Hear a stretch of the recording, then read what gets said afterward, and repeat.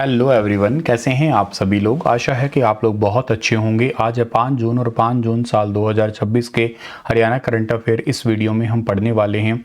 आइए प्यारे बच्चों, आज के सेशन की करते हैं शुरुआत। आज के दिन हम लोग वैसे अंतर्राष्ट्रीय पर्यावरण दिवस भी सेलिब्रेट करते हैं, इंटरनेशनल एनवायरनमेंट डे। एग्जाम के ओरिएंटेड बहुत इंपॉर्टेंट क्वेश्चन है वैसे ये वाला, कई पेपरों में मैंने देखा है इससे सवाल बनता हुआ।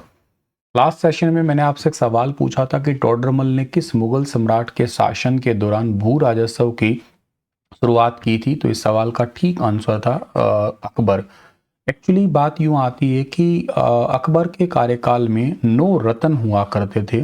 उन 9 रत्न में से एक टोडरमल भी थे जो वित्त मंत्री कहलाते हैं, और इन्होंने लैंड रिफॉर्म की व्यवस्था है उसको शुरू किया था। तो ऑप्शन नंबर डी वाला बिल्कुल परफेक्ट रहेगा। अगर आप सीईटी मेंस की तैयारी कर रहे हैं तो स्टार IQ एप्लीकेशन पे जाइए। द्रोणाचार्य नाम का बैच है, इस बैच में आप लोग एडमिशन ले सकते हैं। हरियाणा सरकार ने हाल ही में कितने खिलाड़ियों को सीनियर एवं जूनियर कोच के नियुक्ति पत्र सौंपे हैं। तो अभी हाल ही में हरियाणा सरकार ने सीनियर और जूनियर खिलाड़ियों के नियुक्ति पत्र सौंपे हैं। टोटल 23 जूनियर और सीनियर खिलाड़ी हैं। इसमें से 3 तो सीनियर खिलाड़ी हैं, 20 जूनियर कोच हैं। इनको अभी सरकारी नौकरी देने की एक अपनी नीति है हरियाणा की, जो उत्कृष्ट खिलाड़ियों को देती है। उनमें से 23 कोच है, उनको बेसिकली कोच के पद पे नियुक्त किया गया है। यह कार्यक्रम हरियाणा निवास में आयोजित किया गया था। खेल राज्य मंत्री का नाम गौरव गौतम है। खेल मंत्री ने स्पष्ट किया कि हरियाणा का टारगेट है 2036 के ओलंपिक खेलों में 36 मेडल जीतना है। इस मिशन में ये नए कोच बहुत इंपॉर्टेंट रोल अदा करेंगे। और आगे बढ़ते हैं, अगला जो सवाल है हमारे पास में अच्छा, खेल के अंदर ही आपको एक और बताता हूँ। एक महीने में 33 नौकरियां दी गई है। पिछले एक महीने के अंदर खेल विभाग के द्वारा कुल 33 खिलाड़ियों को कोच की नौकरी दी गई है अभी तक के लिए, जिसमें बहुत सारे खिलाड़ी जो है ना उन्होंने उत्कृष्ट प्रदर्शन किया हुआ होता है, ऑलरेडी नेशनल इंटरनेशनल खेल चुके होते हैं, उन्हीं को नौकरी दी जाती है। ये हाल ही में मारुति सुजुकी इंडिया लिमिटेड ने हरियाणा के किस संस्थान में एडवांस मैन्युफैक्चरिंग लैब की शुरुआत की है। तो मारुति सुजुकी ने अभी हाल ही में राजकीय ITI गुरुग्राम के अंदर अपनी एडवांस मैन्युफैक्चरिंग लैब की शुरुआत की है। वेरी इंपॉर्टेंट होते हैं ऐसे वाले सवाल। Maruti Suzuki India limited Haryana के अंदर गुरुग्राम के अंदर state of the art advance manufacturing lab है, इसकी स्थापना की गई है गुरुग्राम के अंदर। ये इंडस्ट्री ओरिएंटेड टेक्निकल स्किल देने का काम करेगी। यहाँ पे बच्चों को बेसिकली सिखाया जाएगा। इस लैब के अंदर सालाना लगभग 350 जो ट्रेनीज हैं उनको आधुनिक और के साथ साथ इंडस्ट्रियल स्किल देने का काम किया जाएगा। आप देखो, जो लोग इंडस्ट्री में जाते हैं, लाइक कार मैन्युफैक्चरिंग होती है, तो वहाँ पे यही तो बच्चे जाते हैं। पहले इनको ट्रेनिंग दी जाएगी, इन्हीं को ही फिर फाइनल परमानेंट रख लिया जाएगा। जैसे असेंबली पेंट है, असेंबली या पेंट, या इसके अलावा न्यूमेटिक ट्रेनिंग्स होती है, वेल्डिंग है, सेफ्टी है, मशीन लैब है। ऐसी आधुनिक सुविधाएं जो है यहाँ पे उपलब्ध करवाई जाएगी हरियाणा के गुरुग्राम के अंदर मारुति सुजुकी इंडिया लिमिटेड के द्वारा। अच्छा, एक बात और इम्पॉर्टेंट है यहाँ पे कि जो ये मारुति सुजुकी का एक प्लांट है जो हरियाणा के खरखोदा में, सोनीपत के खरखोदा में 900 एकड़ के अंदर बनने जा रहा है, जिसके अंदर 800 एकड़ के अंदर सुजुकी की कार बनेगी और 100 एकड़ के अंदर जो है ना मोटरसाइकिल बनेंगे। हाल ही में हिसार जिले के भिवानी रोहिला गांव के मेजर अमित कुमार दलाल को केन्या के joint command and staff college के प्रतिष्ठित SJCSC नंबर 41 कोर्स में कौन सा सम्मान प्राप्त हुआ है। तो अभी हाल ही में इनको कोर्स के दूसरे सर्वश्रेष्ठ छात्र का सम्मान प्राप्त हुआ है। थर्ड वाला ऑप्शन बिल्कुल ठीक रहेगा।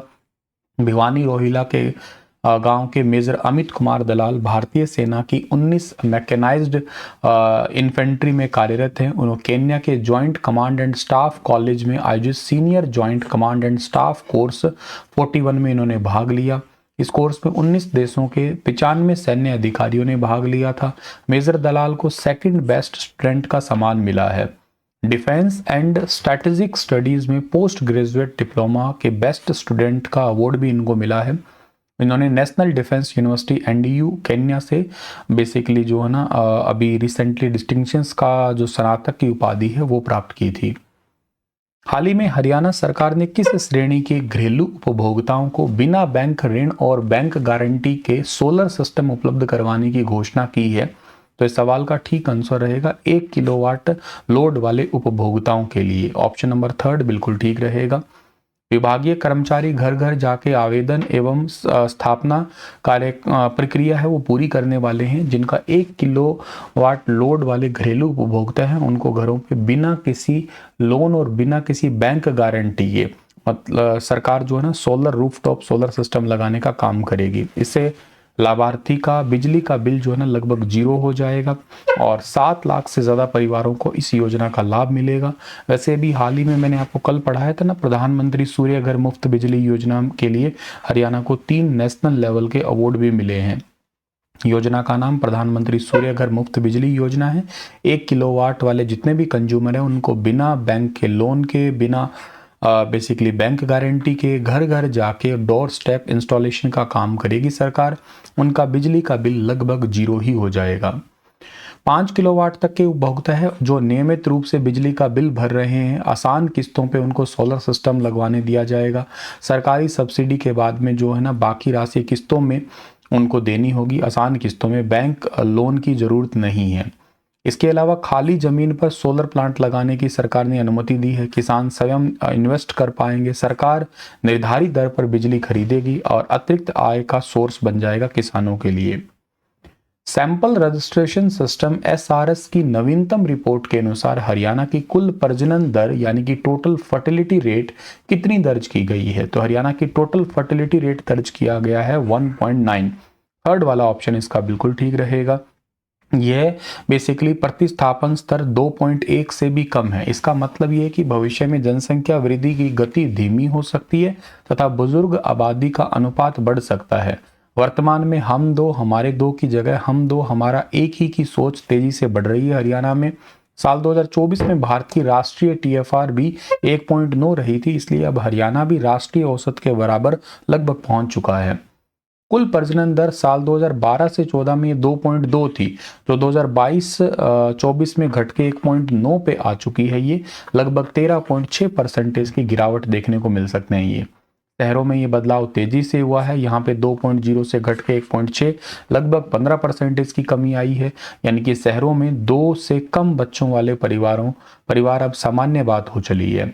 गांवों में भी प्रजनन 2.3 से घट के 2 आ गई, यानी कि 8.7% आ गई। हालांकि यह अभी भी नेशनल औसत 1.5 से थोड़ा ज़्यादा है। अगर गांवों की बात करते हैं तो छोटे परिवार होने के कुछ कारण हैं, जैसे एक तो महिलाओं के शिक्षा स्तर में वृद्धि हुई है और कामकाजी महिलाओं की संख्या बढ़ गई है। लड़के लड़कियों की शादी की औसत उम्र है वो भी बढ़ रही है। बढ़ती महंगाई, बच्चों की एजुकेशन पे होने वाली ज़्यादा खर्चा, ये भी सीमित परिवार रखने पर मजबूर कर रहा है। इसके अलावा बेहतर स्वास्थ्य सेवाएं, परिवार नियोजन के साधनों तक आसान पहुंच है और नई पीढ़ी की बदलती जीवन शैली, इसके लिए भी ये एक ही बच्चा हो रहा है। बच्चा पैदा कर सकने वाली उम्र आमतौर पे होती है 15 से 49।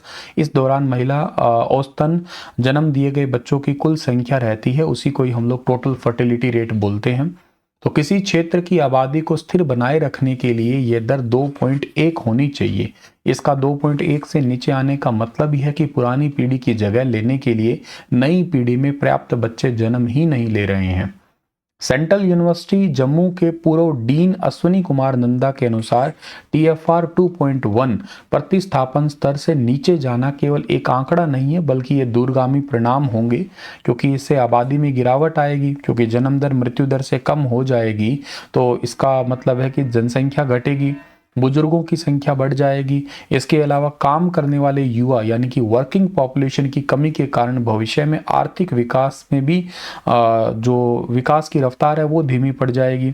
इसके अलावा श्रम शक्ति की कमी को पूरा करने के लिए बाहरी राज्य या बाकी क्षेत्रों का माइग्रेशन है वो भी बढ़ जाएगा इसकी वजह से। हरियाणा में मुख्यमंत्री नायब सैनी के द्वारा समीक्षा बैठक में कितने गरीब परिवारों को जल्द ही प्लाट एवं फ्लैट आवंटित करने की घोषणा की गई है? तो तकरीबन 10,649 परिवारों को सरकार जो है ना वो फ्लैट आवंटित करेगी।